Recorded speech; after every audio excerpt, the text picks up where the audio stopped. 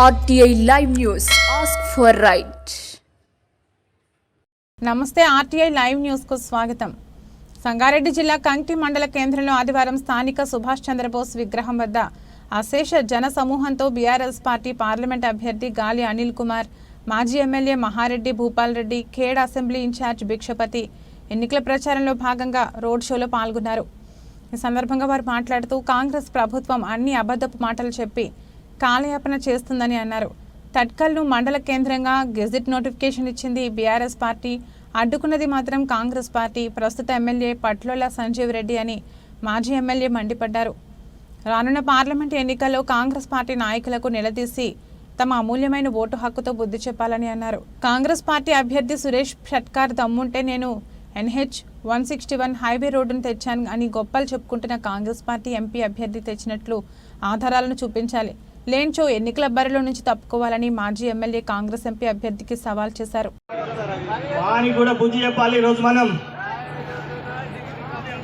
గతంలో మన పార్టీ నుంచి పోటీ చేసి గెలిచిన బీబీ పటేల్ ఇవాళ బీజేపీలో పోయిండు. ఆ 10 సంవత్సరాలు మీకు ఎవరికైనా కనబడ్డా? మీ ఊర్లో ఏమైనా పని చేసిండా? మీ ఊర్లో ఏమైనా పని చేసి ఆయనకి అయింది ఓటు. మనిషి రాలేడు. ఆయన సంగతి తెలిసిందా మీ అందరికి? మళ్ళీ ఆయనకి ఏతావా మరి? ఇప్పుడు బుద్ధి చెప్పాలి ఓటుతోటి, అవునా కాదా?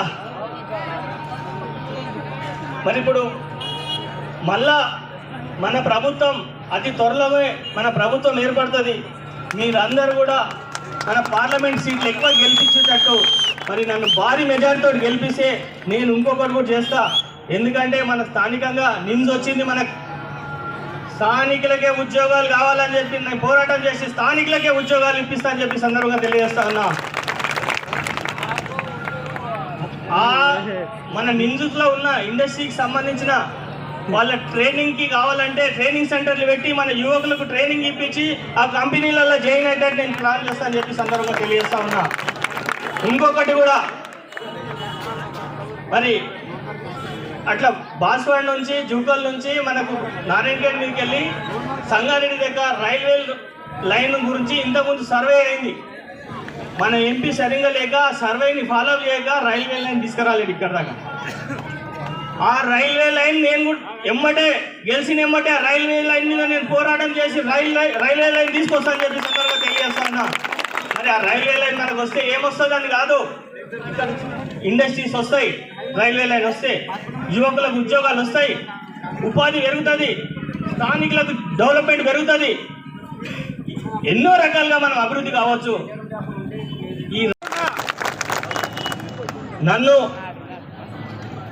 భారీ మెజారిటీతో గెలిపించి పార్లమెంటుకు పంపిస్తే మీ యొక్క కుటుంబ సభ్యునిగా మీ గొంతుకనై మీ సమస్యల మీద నేను పార్లమెంట్లో పోరాడతా అని చెప్పి సందర్భంగా తెలియజేస్తా ఉన్నా. ఈ జాతీయ పార్టీలు ఏది కూడా పార్లమెంట్లో మన తెలంగాణ గురించి అడగరు ఏది కూడా. ఎందుకంటే వాళ్ళకు అనేది ఢిల్లీ హైకమాండ్లు ఉంటారు, వాళ్ళు ఏది చెప్తేనే గది అవుతుంది. మన తెలంగాణ ఎంపీలు పార్లమెంట్లో అడగండి అన్నం పెట్టారు ఎవరు? మనం గతంలో ఏం చేసినాం? ఉమ్మడి ఆంధ్రప్రదేశ్ ఉన్నప్పుడు కేసీఆర్ ఒక్కడే పిడికై లేపి ఇంతమందిని తయారు చేసి ఈరోజు 10 సంవత్సరాలు పరిపాలించిన కేసీఆర్కి మనం ముందు నిరూపించాలి. ఎందుకంటే 2 ఎంపీలు ఉంటేనే మనం తెలంగాణ తెచ్చుకున్నాం, అవునా కాదా? మరి ఇప్పుడు మళ్ళీ మనం అవసరమా కాదా?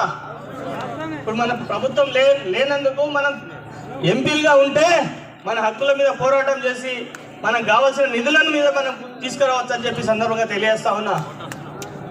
రేపు మనం ఎంపీలు ఎక్కువ గెలిస్తే మరి నన్ను ఎంపీగా మీరు గెలిపించుకుంటే మళ్ళీ మీ అందరికీ ఫోటోకాల్ ఏర్పడుతుంది. భూపాలన్న మీ చేయబట్టి మిమ్మల్ని ముందుకు తీసుకొస్తాడు.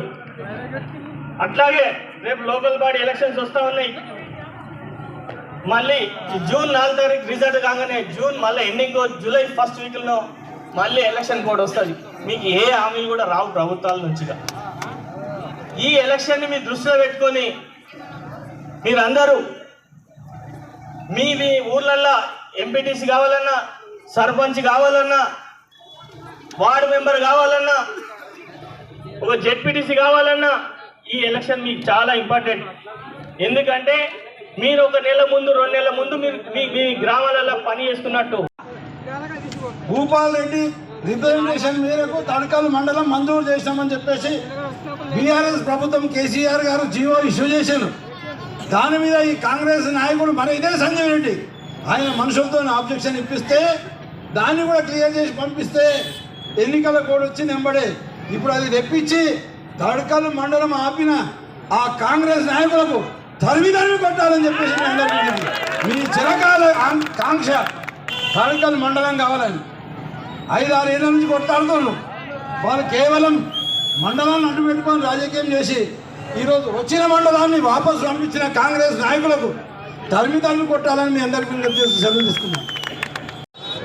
మళ్ళీ కరెంట్ వచ్చింది, కాంగ్రెస్ వచ్చింది, కరెంటు బోర్మట్టలు ఎన్నిసార్లు కానీ ఒక్కొక్కరు మీకు మనమంతా బోర్ల మీదే కదా మన బతుకంతా, అవునా కాదా? మన దగ్గర రైతాంగం ఎక్కువ కదా, మరి రైతాంగం ఉన్నప్పుడు బోర్లే కదా దాని మీద మనం ఆధారపడేది. కరెంట్ సరిగ్గా వస్తుందా ఇప్పుడు? గంట 10 నిమిషాలకు వస్తూ ఉంది, పోతా ఉంది. మరి ఇట్లాంటి వాళ్ళకి మళ్ళీ మనం ఓటేద్దామా? వెళ్దామా? వద్దన్న వాళ్ళందరూ చేతులు లేపండి. ఓకే, ఈ మాట మీద మీద వీళ్ళ దొంగ హామీల మీద మీరు అందరూ ప్రచారం వాళ్ళ హామీలని మీకు తెలుసా? ఏం హామీలు ఇచ్చారు మీకు? అన్ని 420 హామీలు ఉన్నాయి. 6 గ్యారెంటీలు అన్నాడు, దాంట్లో 13 పథకాలు ఉన్నాయి. అందులో ఏ ఒక్క పదం అమలు కాలే. ఒక ఆర్టీసీ బస్ ఒకటి నడుస్తుంది, అది కూడా ఎంతమందికి ఇబ్బంది పెడుతుంది. అలా టికెట్ లేవు కూర్చొని పోతున్నారు. ఇప్పుడు వాళ్ళకి కూడా ఎంత ఇబ్బంది అవుతుంది అనుకున్నాం. మేము టికెట్ తీసుకున్నాం, బాధ్యత మేము కూర్చోమంటే ఇవాళ అక్క చెల్లెని నిలబడవలసి వస్తుంది మళ్ళీ బస్సులో. మరి బస్సులు పెంచలే. మరి ఇట్లాంటి ప్రభుత్వం ఇది. ఈ అక్క కన్నా 2500 ఇస్తానాడు, ఇచ్చిండా? ఏ అక్క కన్నా? మా చెల్లెళ్ళకి స్కూటీలు ఇస్తానాడు, ఇచ్చిండా? మరి ఇంకా ఏతామా? మా తాత అవ్వలకు ఇంట్లో 2 ఉంటే 2కి పింఛన్ ఇస్తానండి 4000 రూపాయలు. ఎవరికన్నా 4000 పింఛన్ పడిందా? మరి ఇట్లాంటి దొంగ హామీలు ఉంటే మళ్ళీ మనం ఏతామా ఓటు? మళ్ళీ గిట్ట కాంగ్రెస్ ఓటేసారు అనుకో, మేము ఏమి అమలు చేయకున్నా మళ్ళీ మా ఓటేసారు, మమ్మల్ని ప్రజలు ఆశీర్వదించారు అని చెప్పి చెప్పుకొని తిరుగుతారు. మనం చేయాల్సింది ఈ ఓటుతోటే మనం చెప్పాలి ఇలా బుద్ధి, అవునా కాదా? మరి మనకు 15,000 రైతు బంధు పడ్డదా? 40 లక్షల రూపాయలు అయితే ఈరోజు 12 లక్షల కాడికి 144 కోట్ల రూపాయలు ఇక్కడ మన కంకి ప్రాంతంలో మన అమాయకంగా ఆసరా చేసుకొని సంపాదించుకుంటాం. అది బీబీ పటేల్ ఘనత, ఇది కాంగ్రెస్ వాళ్ళ ఘనత. చేతగాని సత్తమ్మ కేవలం లూట్ చేసుకున్నాడు. ఇందిరమ్మ పైసలు ఇవరికి అందేది లేదు. ఉపాధి పథకంలో మన రెక్కలు కష్టం చేస్తే ఆ పైసలు కాంగ్రెస్ నాయకులు తినిపోయారు, మన భూములు తినిపోయారు. ఎక్కడ అభివృద్ధి చేయకుండా అన్యాయం పాలు చేసారు మనం. ఇక సురేష్ షెట్కర్ ఒక మాట మాట్లాడుతుంది, అందరికీ తెలియాలి. 420 గా లెవెల్ నారాయణఖేడ్లు అంటే అది సురేష్ షెట్కరే 420. ఆయన మీద 2 420 కేసు అయినాయి, 2 420 కేసు అయినాయి. అందులో అరెస్ట్ చేయకుండా హైదరాబాద్ పోయి హైకోర్టులో ఆర్డర్ తీసుకొని వచ్చాడు. ఇంకో మాట అన్నాడు సురేష్ షెట్కర్, భూపాల్ రెడ్డి గారు నా తమ్ముని మీద SC/ST అట్రాసిటీస్ కేసు పెట్టాను. నేనేమన్నా ఎస్సీని అట్రాసిటీస్ కేసు పెట్టాను మీద దౌర్జన్యం చేస్తే ఒక ఎస్సీ పిల్లగాడు సురేష్ అనే పిల్లగాడు దాని ఫోటో తీస్తే, వీడియో తీస్తే ఆ సురేష్ని కొట్టి వాని ఫోన్ గుంజుకొని వానికి అన్యాయం చేస్తే సురేష్ పోయి పెట్టాడు కేసు. నేను ఎట్లా పెడతా? ఈయనకేమైనా తెలివి ఉందా సురేష్ షెట్కర్కు? నేను ఎస్సీని అయితేనే పెడతా కదా. ఇంకా ప్రజలలో సింపతి కొరకని మా నాయన మీద ఎస్సీ కేసు పెట్టినా అంటాడు, ఇంకోళ్ళ మీద ఎస్సీ కేసు పెట్టినా అని చెప్పి అబద్ధాలు చెప్తాడు. ఇంకా ఈ దుర్మార్గులు వాళ్ళు ఎంతోమంది ఆస్తులు కబ్జా చేసిన సురేష్ షెట్కర్లు కాంగ్రెస్ నాయకులు నేను 1200 ఎకరాలు కబ్జా చేసిన అని మాట్లాడారు. వాళ్ళకు నిజంగానే నిజాయితీ ఉంటే ఈరోజు వాళ్ళ ప్రభుత్వం ఉన్నది. 1200 ఎకరాలు నేను ఏడా కబ్జా చేసినో వాళ్ళు నిరూపించాలి, లేకపోతే ప్రజల దగ్గర క్షమాపణ చెప్పాలని చెప్పేసి నేను వాళ్ళకి విజ్ఞప్తి చేస్తాను. చెప్పాలని చెప్పకూడదా? నిరూపించి శిక్ష చేయొచ్చు. కాంట్రాక్టర్ల భూపాల్ రెడ్డి సంపాదించుకున్నానని చెప్తారు, దోపిడీ చేసినా చెప్తారు. దోపిడీ చేసిన